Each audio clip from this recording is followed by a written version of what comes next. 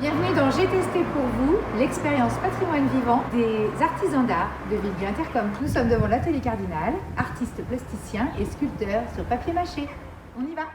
Donc on utilise du papier journal que l'on découpe en lanière. Ça c'est une façon de procéder. Il y en a une deuxième. Bon, la première façon c'est de découper le papier journal en lanière. Qu'ensuite on met dans de la colle. Alors là c'est de la colle à papier avec de l'eau, c'est tout bête, c'est comme celle qu'on utilise à la maison. On met là le bout de papier là-dedans, d'un côté, on essuie bien, on vérifie qu'il y a bien de la colle partout.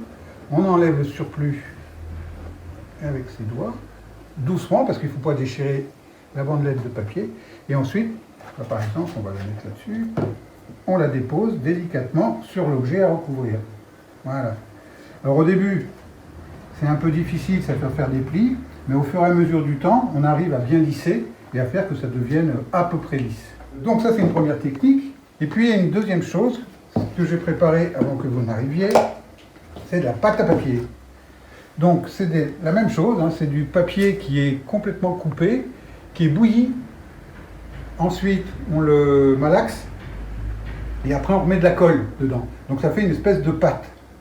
Et ça permet donc, à ce moment-là, de recouvrir des parties, par exemple, on peut faire, des choses un peu plus grosses, un peu plus lisses, donner des formes.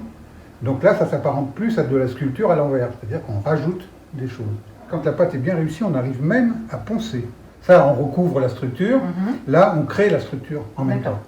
Donc Emmanuel, maintenant, au travail, je te propose d'essayer les deux choses.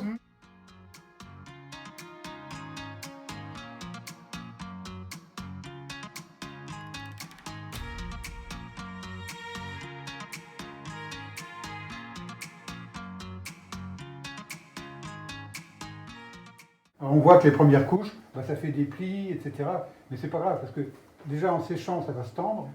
Et puis au bout d'un moment, le papier prend la forme, et puis c'est bon, quoi. Le trou, là, de le boucher avec de la pâte à papier. C'est visqueux. Ah oui, ça c'est un peu visqueux.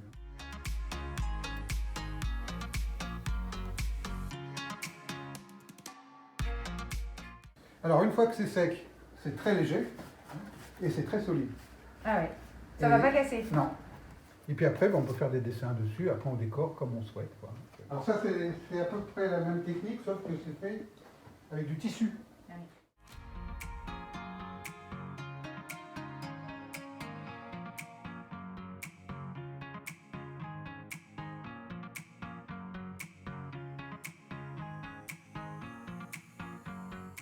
Donc ce que j'ai testé, vous pouvez aussi venir le faire. Hervé vous attend dans son atelier. Ah oui.